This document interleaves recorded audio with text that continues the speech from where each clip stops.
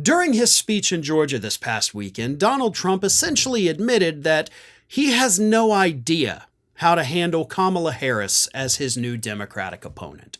He told the crowd that, they're going to have to work pretty hard to try to frame her.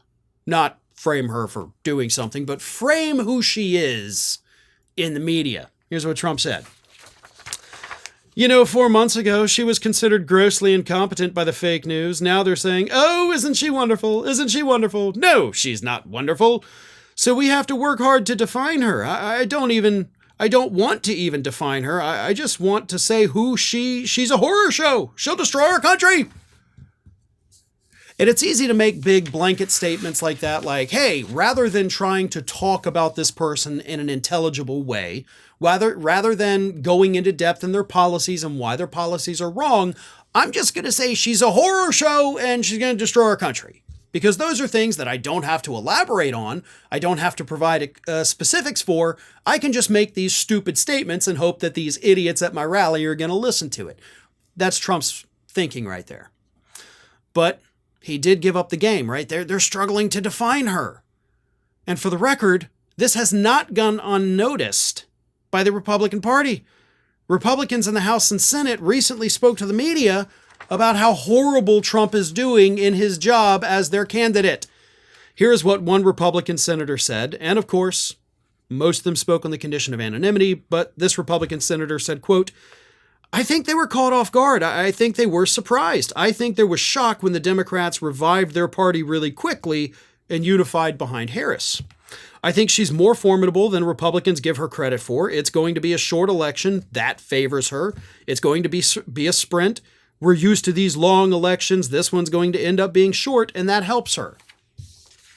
Another Republican said, quote, I think it was a surprise. I wasn't surprised at all. I was already betting on a different nominee. What was impressive to me was how quickly they consolidated behind Harris.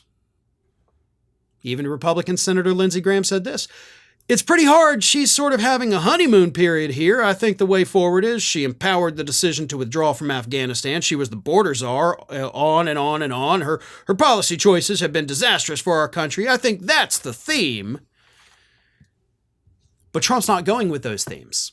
Oh, he'll touch on them here and there, but Trump would rather, say that, hey, she's not black.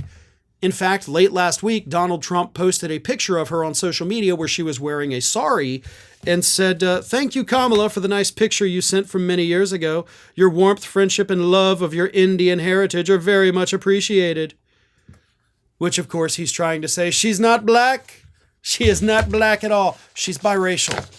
By the way, you know who else is biracial, Donald? And you may want to, cool it on this. J.D. Vance's children. Yeah, your running mate has biracial children, and you're out there attacking biracial people. Kind of surprised in that Fox News interview that Usha Vance did that aired on Monday. Why didn't they ask her about that, right? Like, hey, they're out there attacking people for being biracial, and, your kids are biracial. What do you think of that? Right? That would have been a good question, but of course it was Fox News, so they didn't ask.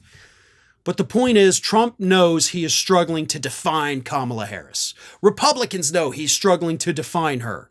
And they all know that the current line of attack on her race and gender is not only not working, but it's turning off more voters.